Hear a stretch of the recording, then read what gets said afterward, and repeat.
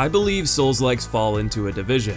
There's the pure Soulslike, something like the Surge or Mortal Shell. While it may do a few of its own things, it largely leans on being a spiritual homage to Soulsborne. Then there's the reminiscent Soulslike. While you may recognize a handful of shared design philosophies to FromSoft, they predominantly feature divergent mechanics. Liza P is the best pure Souls-like ever, and I'd be fabricating my commentary if I pretended it was even close. Developed by a studio that's only credit is porting a floundering Korean MMO to North American audiences in 2020, I'm floored at how spectacular their first title is. Shout out to Neowiz for providing me a copy. I was on the fence and it tipped me over the edge into 25 hours of pure bliss. Being pure in its inspiration, I'm sure you know what to expect. Liza P doesn't shy away from its influence in the slightest, but it does tweak the combat in a number of ways. Healing is rechargeable at Stargazers, which are bonfires, but when reserves are empty, you can refill one charge by hitting enemies a number of times specific to each weapon.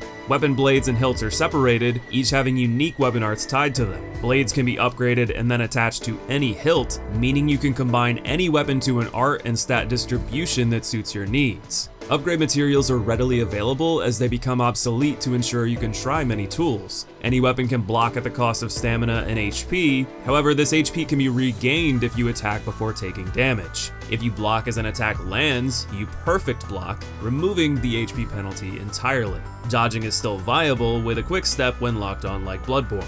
In place of a shield or parry tool, your interchangeable Legion arm provides some form of damage or utility. Use a grapple to yank enemies towards you, shoot elemental blasts to inflict status effects, unleash an explosive shield to blow back enemy offense, plant mines to trap and bamboozle enemies as they approach, or simply blast them from afar. This is only the beginning of what Liza P brings to the combat table. The punctuation mark is of course the bosses. With the combat system both familiar and new in mind, it's time to rank them from worst to best. Number 18, the Black Rabbit Brotherhood. The Bullshit Bandits are a clear tribute to the Shadows of Yharnam, a boss that quite well understands how to handle ganks. One far range, one mid-range, one close range with reasonable gaps in aggro. The fight trades that methodology for one full-fledged boss that receives regular support to harass you. Each of his three siblings enter the fray with a health bar well beyond standard enemies, and will not depart until you nearly deplete their HP. The first one dashes in and out of range with dual-wielding daggers and throwing knives in between. Keen observation of spacing and timing attacks as they gap close keeps them well enough at bay. The same can be said for the second, who steps in and out amidst rapier flurries to catch you slipping. The hardest is the Lancer, whose length and range of combos with the spear are daunting. In a vacuum, none of them pose much of a challenge on their own, but that difficulty skyrockets when you have the brutish Elder breathing down your neck. When his support is present, he plays more passively, only attacking when you get close or doing irregular dash attacks from range. Even so, the need to stay vigilant while handling a sibling that requires your full attention inflates the challenge substantially. That's all good and well, but there are two things that drag this fight to the bottom for me. While the design understood metering aggression between the two combatants, they provided nothing in the way of breaking up aggro. Using the environment to separate gang bosses is as old as using pillars for cover against Phalanx, the very first boss in Demon Souls. For a more prominent example, Ornstein and Smo feature pillars that help split their attention. Or look to the clear inspiration, the Shadows of Yharnam, who feature a large gravestone as a blockade. But let's say the moderate passivity from the Elder during gang phases is enough to overlook this omission. What I can't excuse is the insane aggression the Elder has. Take a look at this guy and tell me what you think his attack speed would be. A, fast, B, moderate, or C, slow. If you answered C, slow. If you answered B, moderate.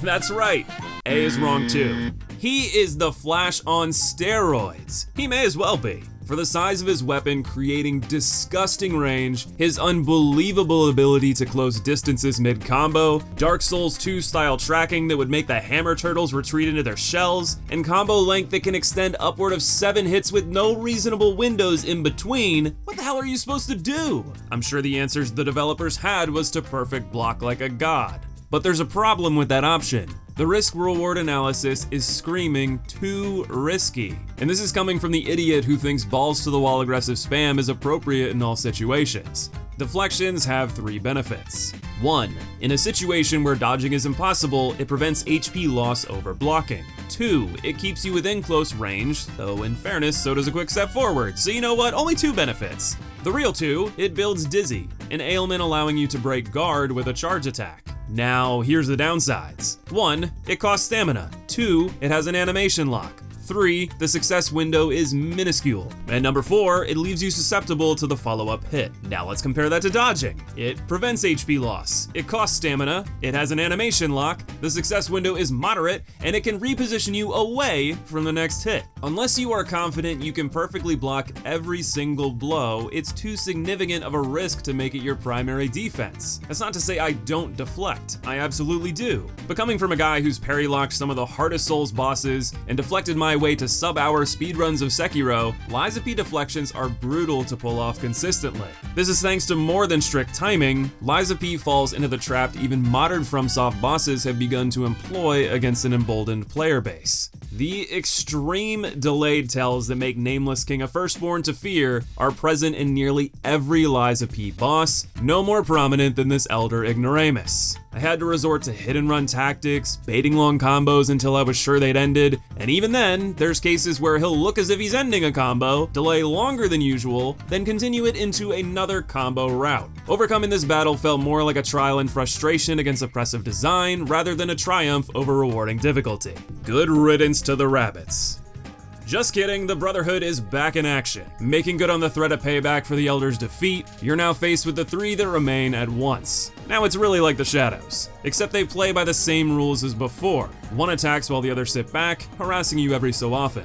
Enough that you need to keep an eye on them, but not so much that it feels like a full-fledged gank. It still diverts attention, inflating difficulty. The only difference for each is they coat their weapons with elemental affinities when it's their turn, adding status danger to the mix. Once you kill all but one, surprise! The Elder is resurrected with all of his previous advantages on top of on-demand magic shockwaves to stop your hit-and-run tactics. That, and he reveals an enraged attack when you stagger from Dizzy, a new precedent after 20 hours of gameplay to get a gotcha death on unsuspecting players. I dodged by pure dumb luck to barely squeak out a victory. This version ranks higher for taking place much later in the game where you have better resources to mitigate the endurance fest of this outnumbered assault. But then again, it's a repeat boss outside of a few new attacks, so you be the judge. They're both well worth kicking into the dumpster in my eyes. Number 16, Scrapped Watchman. The first true test of your mettle in Pinocchio's Dishonest Odyssey, this whistleblower made me want to cry for help. A test of patience, stamina management, and reflexive memory early on when experience and resources are minimal, this was the moment I ditched perfect blocking exclusively to a mixed approach with dodging. Every single attack has a severe delay with fast delivery. Instead of reacting to the animation you see as the attack rears, memorize how long their limb will float in the air before the blow finally lands. Can you imagine if fighting in real life was like this? Or hell, imagine how up-in-arms shonen fans would be if the big bad went to punch their hero and they actually got hit after they stood there with their arm reared back frozen in time for 2 seconds. I get it, games aren't reality and they make concessions for an ideal gaming experience. But there has to be a way to amplify challenge instead of making every attack a guessing game. At first, there's no reasonable way to manage this other than blistering reaction speed. Sure, you'll eventually memorize the timing, but then you move on to the next boss who has a new set of timings to commit to memory. It doesn't translate skill over an exponential journey. Obviously, there is a middle ground. These games are about combating enemies once you learn their patterns. This is why dodge rolling exists with generous iframes. It allows you to combat these new wrinkles in real time and is forgiving as you learn. Once again, trying to perfect block these on first glance is a trial in frustration. The problem is he regularly uses fury attacks. These are similar to thrusts or grabs from Sekiro that demand a precise response. You cannot block or iframe, you are either out of position of the hit or you have to deflect. This is lethal with the closing speed mid-combo the Watchman has. His slam down fury attack comes with 2 windups beforehand, outpacing these feels nigh impossible, and strafing is a recipe for disaster against absurd tracking. On top of this, halfway through it enters an electrified state that adds shocking after effects to its finishing blows. So if you dodge, you're moving out of it and have an opportunity to take a damage window. But if you perfect deflect it, it still lands the shock, so you still have to move. So you choose the hardest defensive option, succeed, and are punished by having to dodge anyway. Tell me more how much you want me to ditch deflections. When you treat this like a standard Dark Souls boss and dodge, it becomes a lot more enjoyable. But for an early example of overkill on delayed windups and overtuned tracking, the Watchman can spectate from the basement. Number 15, Mad Clown Puppet. Even if what I'm saying has merit, it's equally possible I'm a mediocre player. Nothing made me second guess my reactions more than this jokester. He does nothing out of the ordinary, punches, slams, charges, all the typical fare, but his movement and animations are so wacky I couldn't read any of it to save my life. His fight takes place mid-level out in the open, so if you want to avoid the supporting cast, you have to operate in a limited space. That's troublesome against his bouncy mobility. It didn't take me too long to pie him in the face for good, but it sure didn't feel like I'd mastered any moment of this chaotic performance, went a little too crazy to be enjoyable. Number 14, Stalkers. I'm conceding surrendering a whole category of bosses to a single spot. In my playthrough, I faced 5 of them, though it's entirely possible there were some I missed, whether through missing their location or gaining their favor. Which I found out was true when I did my second playthrough and I did not give the stalker signal to this NPC, and then they chased me like their life depended on it. If you've played any of FromSoft's catalog, these are the quintessential NPC fights. With the absence of any PvP, they use stalkers as the de facto human battles. Whether fighting a mad donkey on a bridge, survivor buried beneath a puppet factory, white lady taking center stage, owl doctor raving in his swamp shack, or the weasel shaking you down at World's End, these animal-toting weirdos share the same design. Basic combos with wide gaps at the end, and sometimes a ranged attack. It's not here because it's bad, more so that it feels less inspired than the many creative bosses to come. Not to mention countless mini-bosses without a named health bar that are far more unique and complex. I at least give them credit for adding unique flavor and context to motivations within the world of Krot. Number 13, King's Flame Fuoco. Paldea's Firestarter is here to roast your hopes and dreams. Fortunately, beating him isn't too tall of an ask. Like the clown, he's got some kooky backhanded spins while looping around, slamming overhead, and charging at you. He did roast me mid-battle with a huge fire shockwave, but his fire blasts are otherwise limited. This was a breath of fresh air after getting electrocuted by the Watchman. I would call this the average line for Lies of P bosses. The least offensive, but equally lacking in excitement, the spoiler gets a lukewarm reception from me. Number 12, Parade Master. A strong leader to the game's aggressive dance, this Puppet Master leaves generous openings for you to recover or attack between his blows, but layers persistent pressure for you to learn how to react. A variety of slaps, hooks, overhead slams, diving bashes, and gap closers give you a lot to watch out for.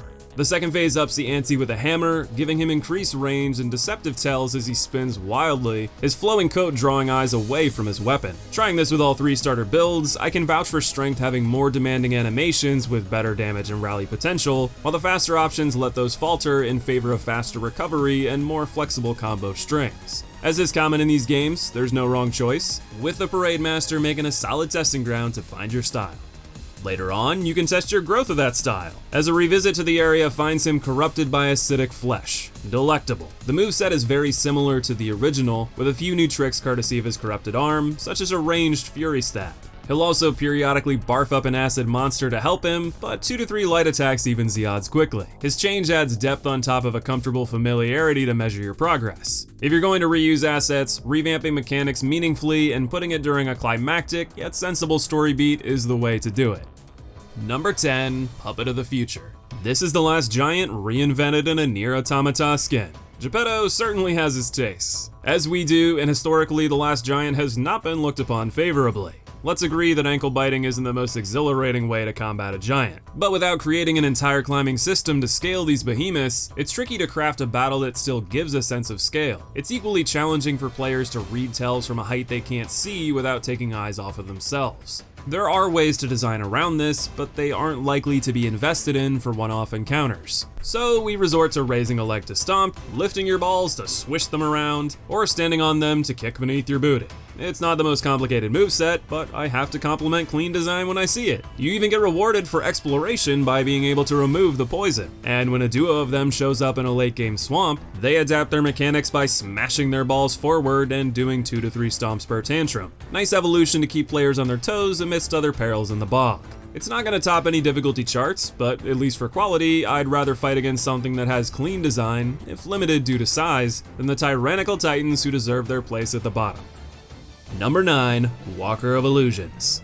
The only illusion here was that the walker had any chance. Poor thing had one signature move to amplify the difficulty, and I snuffed it out in seconds. In the middle of the battle, it summons a clone, making good on its elusive name. Unfortunately, that was the moment I had just riposted and charged up my Fable Flurry. Caught in the crossfire, I was able to wipe out the clone before it could so much as do anything. As a solo combatant, the walker relies on hesitating between irregular, yet rapid moves with deceptive closing distance. Dual wielding a cleaver and dagger, you have to keep keen watch over both as she spins, slashes, stabs, and strikes. This was my first boss after discovering a neat weapon I'd use for the rest of my playthrough. Its unique charge attack allows you to instantly perfect block and counter if you time it well. I weirdly found this easier to do than the standard deflections, since the delay reminded me of the odd delayed parry frames in Dark Souls. The weapon's light attacks also allow you to control the direction you move between strikes with iframes during your spin. It's a high skill ceiling weapon that is a blast to use. Unfortunately for the walker, it was on my path to reaching those heights, but I commend its erratic, creepy moveset for making a unique testing ground. Number 8, Puppet-Devouring Monster. When I get in a good rhythm here, I feel unstoppable. When I didn't, I felt like a ping pong ball in a table of misfortune. The dichotomy of these patterns mixes to create an inconsistent experience. The burrowing charge is tricky to dodge, but leaves a huge opening. If you recognize it rearing to spew poison, it's easy to strafe for freebies. The fury charge is very easy to deflect, offering a meaty counter. On the other hand, the tentacle attacks are overly quick, stack decay, and create undesirable spacing. The stretching slams can be great if you deflect, but those extreme delays rear their head, leaving you on the receiving end of countless body slams as you learn the timing. And the wombo combo is great if you're close and can dodge up, but if you're at range and can't get behind his third and fourth hits, he'll close the gap and juggle careless backpedalers. So many fights are like the abhorrent beast, and this monster is no exception. You are far better off dodging in and going full aggro instead of backing off. If you need a moment of reprieve, it's better to dodge inward and take it while giving the boss a reach around rather than trying to run away. The second half is easier in many ways, thanks to relying on attacks we had hammered into our memory by the Watchman. It uses some of his swipes and the wind-up slam trio ending in a fury variant. At least my thrashing by his hands paid off in more than one encounter. It leaps around often, which can be a boon if well positioned. The sole attack that will grief you is the barrel roll into a poisonous flurry. It's so sudden it's hard to recognize, and if you don't pick up on it and bolt immediately, you'll be shredded for loads of damage. No matter how well I strafe to the side beforehand, the rubber band tracking has it on you in milliseconds. Deflecting was an admirable effort, but it's too many hits for me to reliably power through in initial attempts. This counters the idea that you should be up in its face and need to run away, which adds just another layer of trickery. It was quite an ordeal to overcome, but as long as it didn't spam the less desirable attacks relentlessly, it was balanced with enough fun to crack into the top half. Number 7, Door Guardian. A neat boss that furthers the ankle-biting trope of the big boys. Whack the exposed jerky foot to bring the big man to his knees. Falter the mammoth enough to whack the head Tower Knight style to come out on top. I like the way this fully utilizes the dizzy system in a way to create a puzzle of sorts. I appreciate his slow but powerful strikes and more metered combo strings. With so many bosses going bananas, it was nice to have something more moderately paced. The one tricky element was the shock status applied with every attack. Not to be confused with elemental statuses and electric shock in particular, this is more like shock from being overwhelmed. I would be too if I was getting pummeled by this guy. The result is slowing your stamina regen to a snail's crawl. There are resistance and instant recovery potions for these unique effects, but I didn't have any on my hotbar, so I powered through. I like that that was a viable option without too much headache, and the patient game that resulted was surprisingly fun. While he doesn't get too much fanfare in game, I give the utmost respect to the champion of the door. Number 6, Fallen Archbishop Andreus. I can't remember the last time a boss's visual design creeped me out so much. The sight of his emotionless mask is chilling and breathes an ominous tone until the slop drops on the floor. The contorted upside down face, the distorted flesh, unfiltered nightmare fuel. His fight is equally intimidating. His pursuit is deceptive for something so large. As it strikes, it bobbles from side to side, obscuring the timing of windups even further than standard delays. Consistently dodging and deflecting is a struggle as a result, but its move pool is shallow enough to allow quick learning. Phase 2 on the other hand is a doozy, especially as an early boss with a second full HP bar. At first, you face off against the bishop, waggling around himself and his staff wildly. After enough waving his Johnson, you face off against the first phase again with a few small nuances. It was far more favorable to face this part because the inconsistent elevation on the bishop made hit recognition spotty. The endurance this battle demands has you strategizing your resources and amplifies tension well. The pacing is strong, and though I wish the tells were a little more clear, the exhilaration offered far exceeds my gripes. My final attempt had me grasp 2 charges of healing from the jaws of defeat until I won a single hit away from death. A finale that I remembered until the end. The Archbishop only misses out on the top 5 because the quality is skyrocketing from here.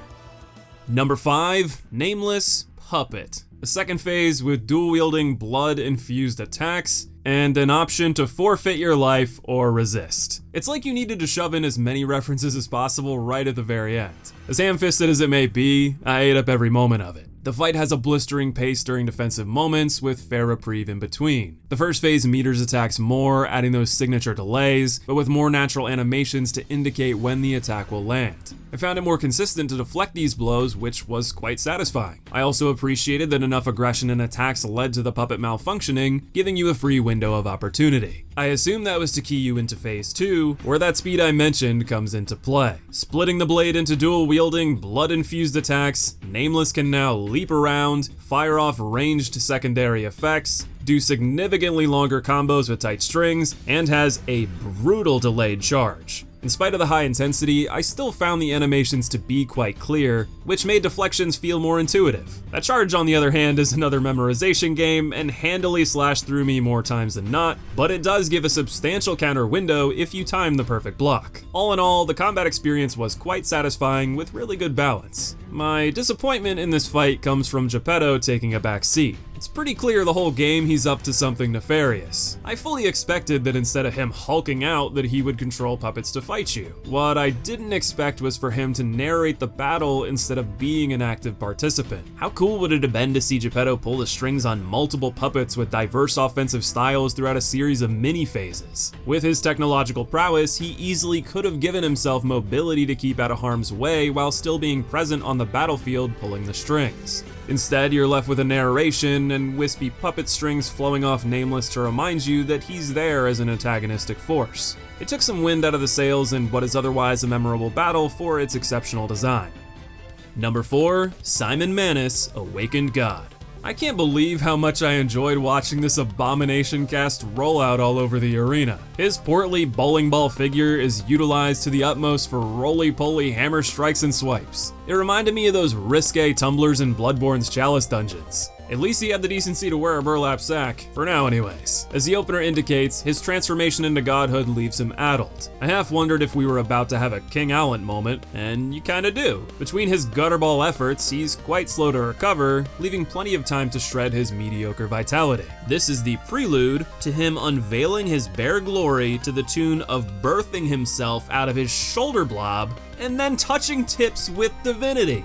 Sheesh, even Miyazaki didn't go that far in Fetusborn. The second phase is far more potent, with a variety of magic attacks layering pressure amidst more aggressive hammer combos. Blue magic has explosive effects, either summoning 3 targeted AoEs on your person, or summoning the Divine Hand to create a nuke covering half of the arena. The yellow are magic volleys tossed at you, or an orb summoned to fire tracking bolts for a short time. Being hit by these is costly in more ways than one, as they inflict the disruption status, an instant death effect. During these suppression tactics, our bouncy ball goes wild with combo extensions from the previous phase, greater gap closing potential, and leaping fury attacks. These don't always work well with the camera, but whiffed as much as they landed, so I guess they were weirdly balanced in an unintentional way. His greatest advantage is the sheer amount of health he has in the second phase. Even if no single attack is troublesome on its own, making mistakes adds up in endurance fights. The pacing of it all feels balanced well with this in mind, and the story's significance is at an all-time high, easily earning him a spot in the top 5.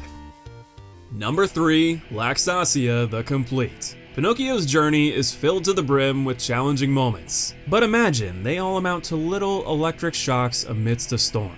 Laxasia is the thunderous boom of lightning amidst those turbulent clouds. This fight blindsided every notion I had of skill in Lies of P. In many ways, she shared similarities to the Elder Rabbit. A massive weapon with uncharacteristic agility, delays so long I grew old waiting for them to land, a handful of absurdly long combos, ridiculous gap closing ability, and beefy HP to draw things out. What she improves upon is intermixing a substantial amount of shorter combos to even single attacks, many of which leave considerable windows for you to counter. Even if her delays made it challenging to consistently deflect, learning the subtle differences in her tells would allow you to outspace or evade and punish. She also benefits from the lack of aggro management that Rabbit Gank demands, putting your sole focus on her immense challenge. Some examples of advantageous attacks are her wild swings. Watching back how long this goes on for and how well she closes the distance in between each blow is goofy, but early recognition allows you to run away and close in as it ends. She similarly does a series of slams with increasing pace that felt tricky to deflect, but can be taken advantage of with similar tactics. What I appreciate about these moves are the skill-expressive layers of evolving your deflection skills to take these on if you have the stamina and skill to withstand the barrage. Where I felt things went too far is her second phase. Shirking her armor to channel her inner Thor, she begins with a series of tracking bolts, then does a delayed dash. This is, once again, a memory game as the tell is so fast it feels unreactable. This erratic pace characterizes the majority of the phase. She combos wildly in between sudden bursts of speed to throw you off.